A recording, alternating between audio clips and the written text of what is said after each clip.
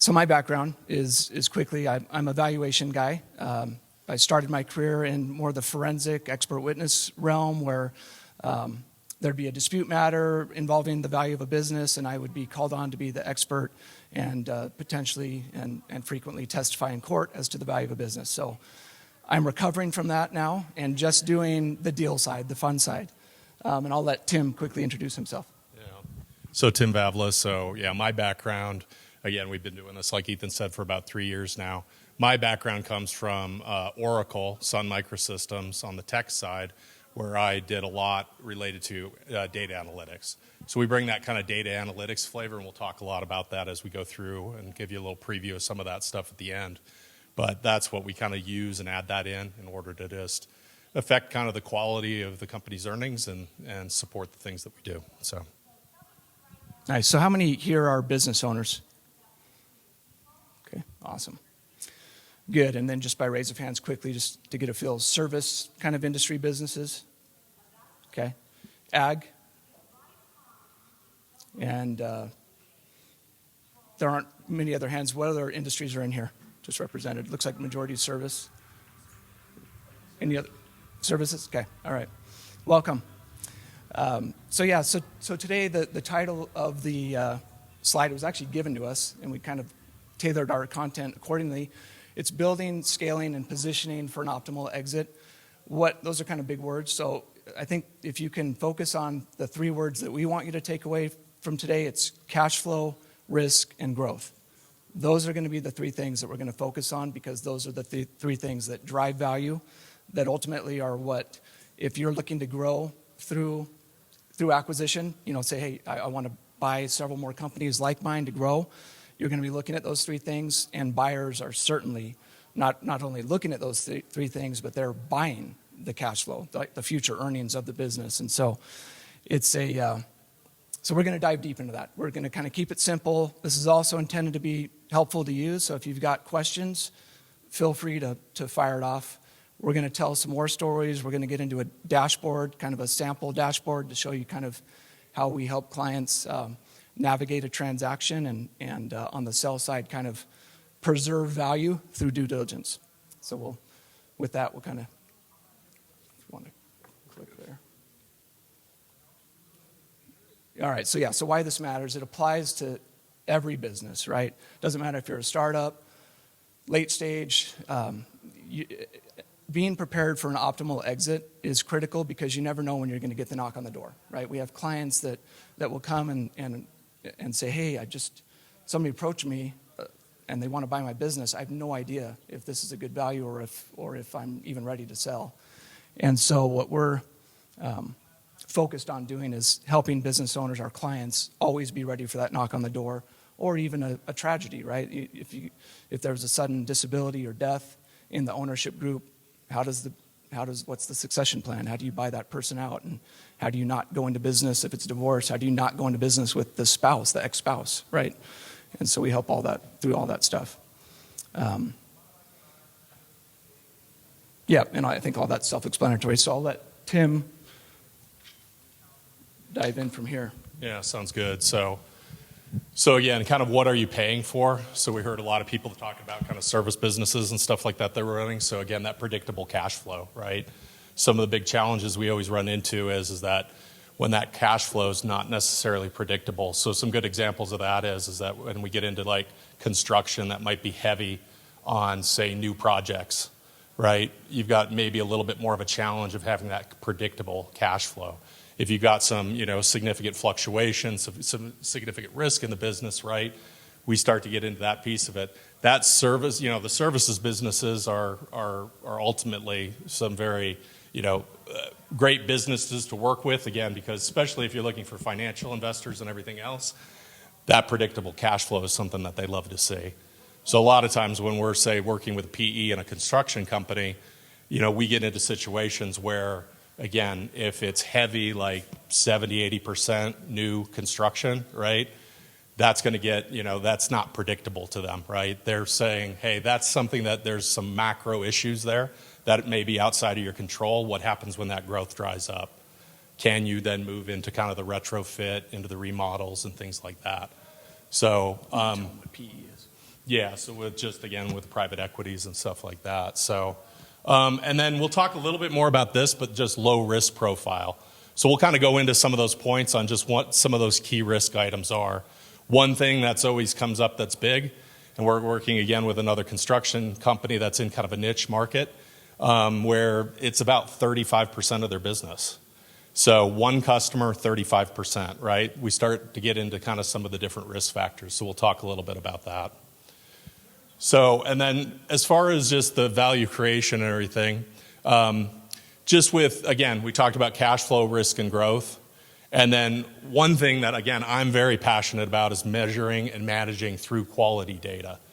So one thing is a huge thing that we focus on is data, information, process, right? So there'll be a slide, there'll be kind of a dashboard that will show you that shows why those things matter, right? So when you're running a small business and your business is, say, in that kind of 2 to 5, 5 to 10 type range, right? How do you maximize your business from one, quality data and quality process, right?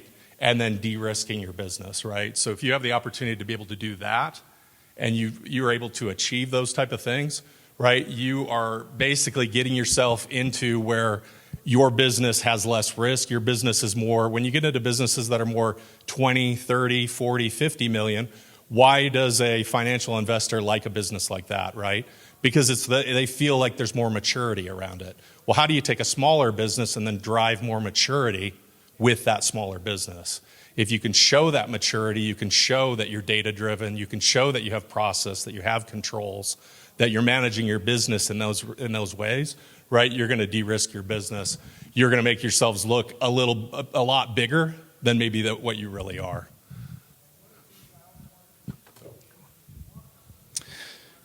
Yeah, and so we're going to be throwing out some acronyms and some terms that may be unfamiliar. So PE, private equity. These are sophisticated financial buyers typically that are coming in and looking for companies that are a certain size. Typically, that's 500,000 of what they call EBITDA. EBITDA is the earnings before interest, taxes, depreciation, and amortization. It's a gross cash flow number. And they like that number because it gives them the full picture of the earning power of the company, and then they can subtract from that and figure out how they need to allocate that, right? Maybe some EBITDA needs to go toward payment of debt, some needs to go toward reinvesting in the company, and then the rest goes to distribution to the owners as a return. And so they look at that number very closely. Raise of hands here, for the business owners in here, how many of you have what you would consider recurring revenue, whether it's monthly or annual? Okay. And are these through subscription type models, or is it through contracts or word of mouth or real estate? Okay, so rental income and things like that. Okay, royalties. Okay, so from intellectual property or for franchise. Okay, good. And then any others? Yep. Software licensing. Yep. Okay, perfect. All right, so the private equities, they love recurring revenue, right? It's all about what they call ARR or MRR, annual recurring revenue or monthly recurring revenue, because to them, that's less risky, right? And so when we're meeting with a company for the first time and we're walking through this kind of value creation bridge, we're always starting at, okay, what's the value of the business now? And we ask them these questions about the revenue and the risk profile and what are the growth prospects. How do they scale, right? I was just last week on the phone with an engineering firm that's a client, and they're trying to plan for the future. We did a valuation, and then the questions come, right? Well, how do we get to the next level? How do we increase the value? And so we started talking not so much about cash flow. They had that. I mean, they're smart. Engineers, doctors, they're all smart, right? They know cash flow pretty well, but the risk profile was something that they hadn't really spent much time on, right? And it was okay. So their firm is similar to ours, right? It's human capital, relies on humans to go out and generate revenue. And a human can only generate so much revenue, right? So you kind of say, okay, if you want to get to another 250,000 in revenue, well, you've got to hire somebody else. How do you break that mold in an engineering firm? And so we talked about can you leverage AI to do anything to maybe, obviously not replace judgment, anything judgment oriented, but how can you kind of utilize it to free up bandwidth for these people that can then go and generate more revenue? And so now they're brainstorming on that. Growth opportunities. Are there these industries that they haven't really gone into because they didn't have the bandwidth? And then it became, yeah, well, if you free yourselves up through AI or leveraging some other form of an asset, right, to free you up, then they have more time to focus at the top on the growth of the firm. And so they started to see and come up with a plan, an actionable plan on how they can now get to the exit value that they want to get to. So hopefully that's a good example. But yeah, any questions, feel free to fire back. Yeah, and I was just going to say too, like one big thing that we always do when we're working with a business is we'll sit down and have that kind of growth strategy discussion. Obviously, we're not going to come up with it, but we're going to work with you to try to put that growth strategy together. Again, what's going to drive future value of the company, right? Because again, maybe revenue's flat, maybe you've got, a situation where you had a downturn or whatever, but again, we've got to be able to control the narrative of where the company's going and then building out that kind of sales strategy. The other part of that sales strategy then is driving accountability around it too. How do you set goals? How do you drive accountability with yourself or even with your teams, right? If you can drive that accountability. So one manufacturing company that we're working with, we had big discussions around this. How many times do you feel like you're more just waiting for the orders to come or waiting for the phone to ring versus proactively going after the business, right? And again, that could be different areas or different approaches you take just depending on what your business is. But again, that growth strategy and then managing to that growth strategy, setting the goals, setting the expectations, and then driving accountability is huge, right? And then we've got to be able to communicate that narrative back to a potential buyer.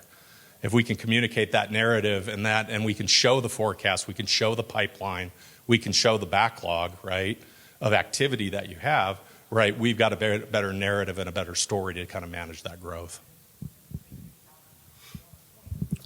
So we're going to kind of skim through some of this stuff. The cash flow, it's marrying the balance sheet and the P&L. A lot of times when we're talking business value at the country club or wherever, it's multiples, right? Oh yeah, I heard that such and such business sold for 5 times, right?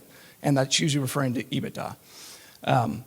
Cash flow moves from EBITDA, which is just a P&L perspective, to the balance sheet. And then like I kind of mentioned earlier, where the private equities, what they're looking at is they're saying, okay, well, from that EBITDA, how much am I going to have to put back into the balance sheet? And that's the working capital side. That's which just basically means that as sales increase, more money, more cash gets tied up in accounts receivable, in inventory. And you've got to factor that in to your reinvestment needs. And then the CapEx, it's the fixed assets, right?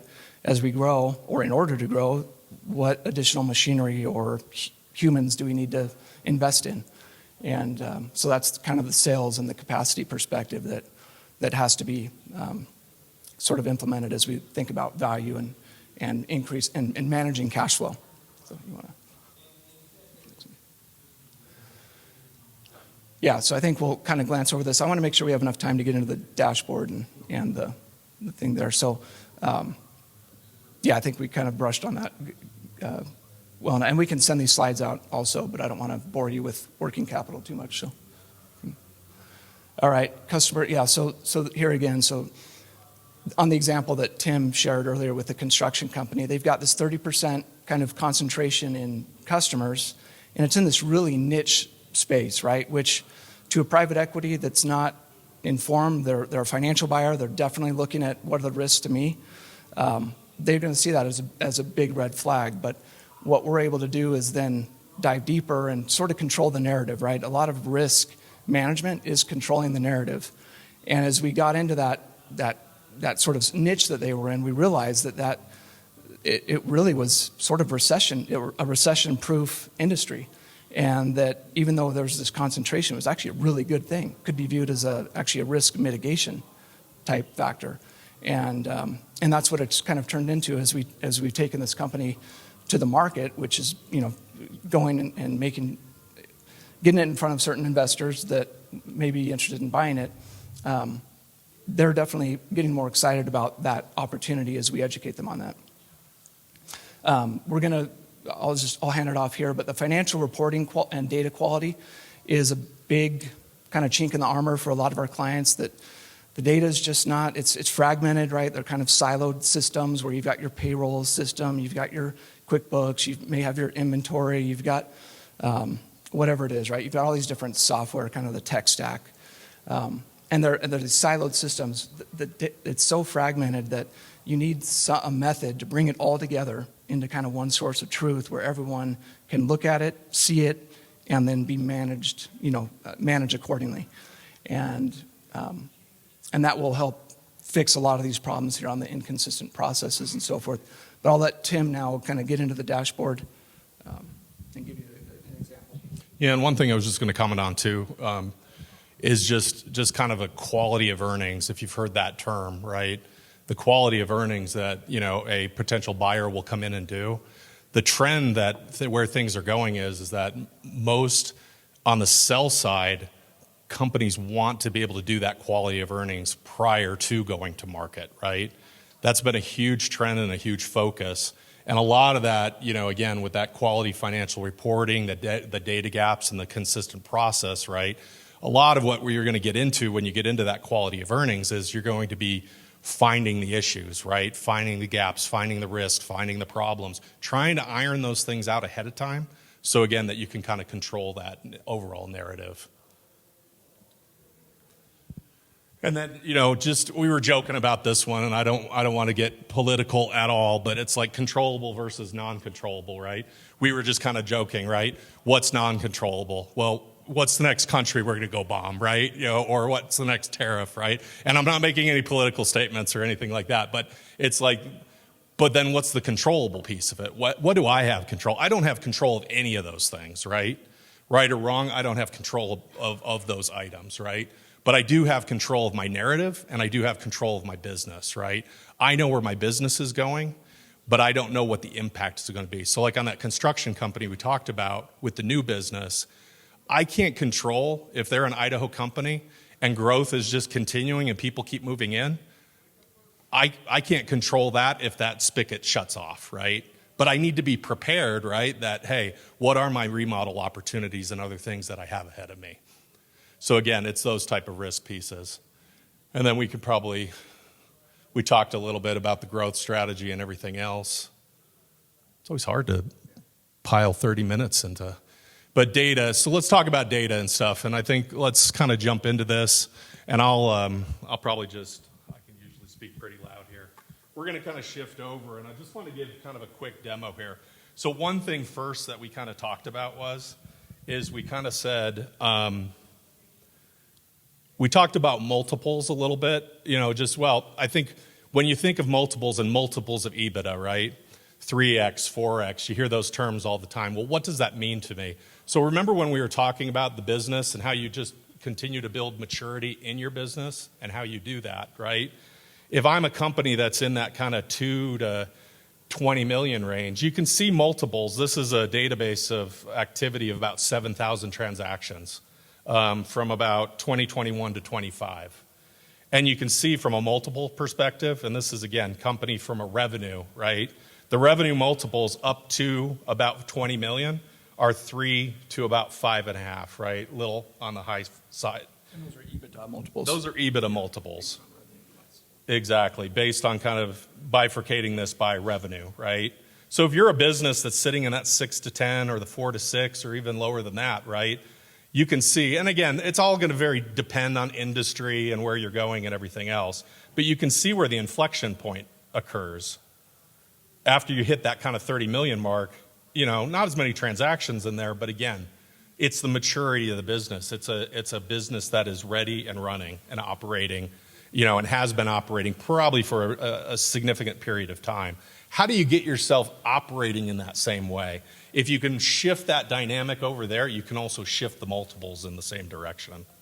So again, one way that we do that, and I'll kind of go over this, we kind of build out dashboards for companies. We do it standalone, but we also do it part of the M&A process. So this is kind of a fictitious company that we have. It's a healthcare company, assisted living. All the employee, vendor, and resident info you're going to see after here is completely de-identified. All the numbers are de-identified and everything else. But the data sources that we pull from here, like Ethan was talking about, lots of systems, right? Many companies can have a lot of different systems. Accounting system, they've got their electronic health records, payroll systems, credit card transactions, food services. We're pulling all of that data in from one place and aggregating it. And many times we will give this type of dashboard out to potential investors. So, ultimately, like we talked about, first thing I'm going to look at, right? What's my revenue? How's it growing? What are my expenses?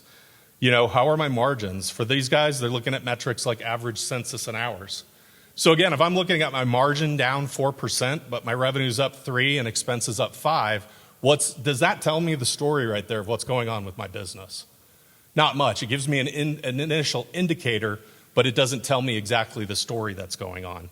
One thing we found with one of the businesses that this is based off of is a lot of those margin drivers that why the expenses were so high is because from a tax purpose, they were writing off and expensing significant capital improvements and other things like that, which is fine from a tax perspective, but we're going to come in and we're going to normalize those things and we're going to bring it back into your EBITDA, normalize that EBITDA, and then again, help that kind of value, the multiple that you receive is going to be off that normalized rate.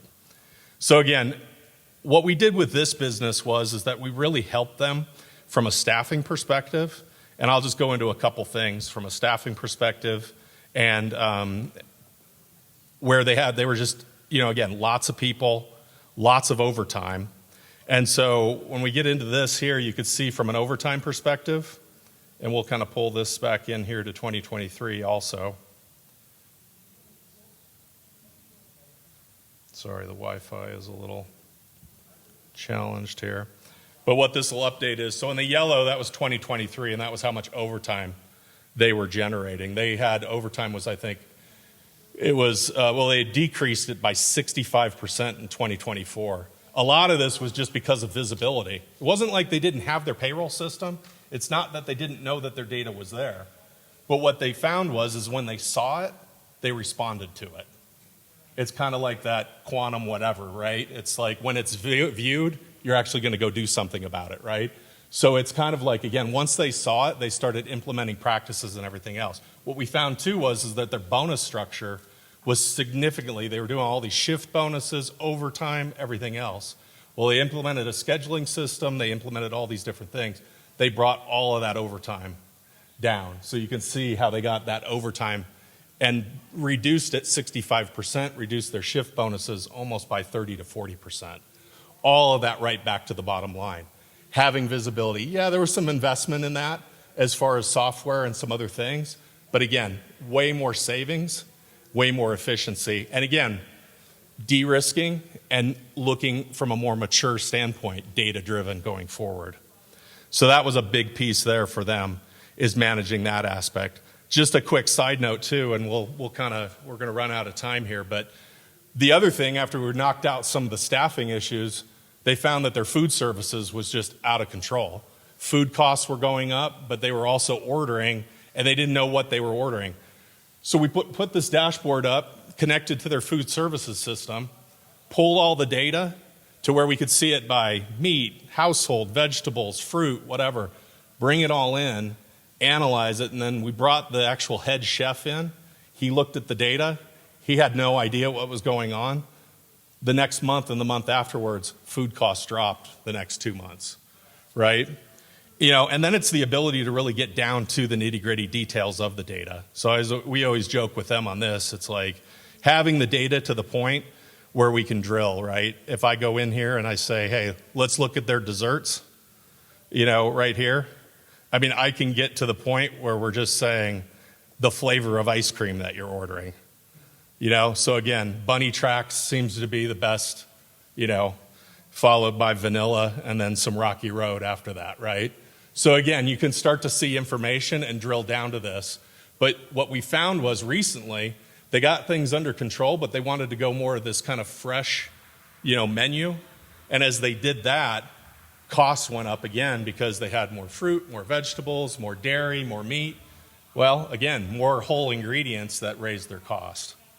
So again, I think the bottom line is here, and we're going to run out of time, but It's being able to de-risk. It's being able to manage with data and manage with information. It's being able to get to those details.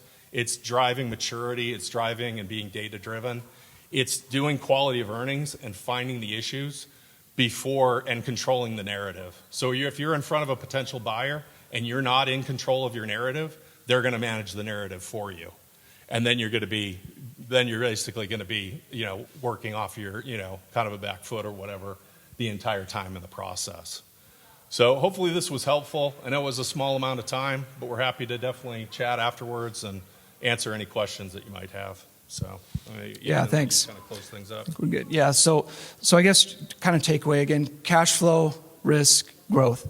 From a sell side perspective, if you're looking at, hey, I'm trying to get ready for an exit, it's going to be a huge differentiator as you get dialed in on these things, especially in the data, because, as we've all probably heard, there's the silver tsunami coming, the baby boomers that are retiring in mass, and all these businesses are going to hit the market supposedly, which we're seeing. To be the unicorn, right? If you're getting ready to sell at this time where businesses are abundant, how do you differentiate? How are you going to be the one that gets picked? And how are you going to sell for at an optimal price? On the buy side, man, it's really cool to go look at these opportunities and to figure out the cash flow and what that will look like. Not just what it looks like in the hands of the current owners, but what it will look like in your hands under your cost structure and the synergies that can be realized and the increased value and quantifying it, right? And knowing that, as long as we integrate this well, which is that's 80% of deals fail because of that. As long as you integrate it there, you can realize some significant value. And so growing through M&A, getting ready for an exit, and also being prepared for a worst case scenario where if an owner does become disabled or dies or divorced, you know what your default exit plan is. All of those things are critical. And anyway, we try to help put those things to bed and so that everyone can sleep better at night. Anyway, we really appreciate it. Are there any questions? Yeah. So if you're looking for help, do we pay a service fee or is it a broker kind of fee for business? So our structure is kind of a combination of advisory fees based on milestones that we kind of agree on, right? And then if it's a sell side transaction, there's a success fee that's baked in. Yep. So look at the Fed numbers. There's like $8 trillion right now in money market accounts, and you guys are talking about like 3 to 5x multiplier on these business valuations versus 30 in the S&P 500. Like, do you think there's really going to be a liquidity crisis with the silver wave, or do you think that there's going to be systems and processes, the SEC regulations kind of evaporate? We have more liquidity in these privately held companies that kind of shifts that capital to a more logical. Yeah, so let me kind of restate. Is the question, and just for online answers? Yeah, right. We're facing in real estate Right. now. We have 2 houses Yep. on the market for everyone that's being purchased. So there's a huge imbalance. But Right. the opposite is true, I think, in privately held companies. Is that what you? Yeah, so the question's kind of like, we've got this tremendous kind of wealth, right? They've pegged it to the trillions in business value for these baby boomer businesses. Is that going to become a liquidity event, or is it going to transfer without much liquidity? Is that kind of, and create a crunch? Valuations come down in public markets and shift in private. Oh, yeah, I see what you're saying. So maybe the private markets start attracting more capital and go away. Yeah, I haven't, I don't have any good guesses on that, but I know that what we're seeing is that the wealth is there. We haven't seen the tsunami that they're, kind of the sudden onslaught. And I think COVID threw a wrench in that, but I think that there's definitely going to be a transfer of wealth, but whether or not there's going to be huge liquidity events from that, I have no idea. It will be interesting though. And same on the real estate side, right? Those same generation, they own real estate. Are they going to sell it or are they going to pass it on to family? Yep. Obviously, when you're valuing businesses, EBITDA and what you see on the balance sheet can play for or short. Is there any value that's assigned just to an open, established business, that turnkey? How do you establish that? I guess that's an industry question, but when you Yep. guys are doing this for people, what rule of thumb do you use? Yeah, so that's a great question, and it speaks to the risk, right? So turnkey business to us, that interprets to no owner dependency, right? It's turnkey. They've already got the management in place. Employee workforce is there. I can buy it and just start taking the dividends shift from the old owner to me, right? That's kind of a turnkey business. And so that's, I guess when we're valuing it, we look at that, right? That's one of the risk factors, right? It's ownership dependency. It's even key employees, right? If one of your key employees, if they leave, that's going to ding. It's going to, so, and the way multiples work, they're just measures of risk, right? So a 5 times EBITDA multiple is a 20% kind of risk factor, right? That's the required rate of return, 20%. So the more risk, the lower the multiple, the higher the risk, right? So, does that make sense? Yeah. So it's a big difference between 3 multiple and 5. 33% risk, required rate of return versus 20. So, great. Any other questions? Thank you, everyone. Appreciate your time.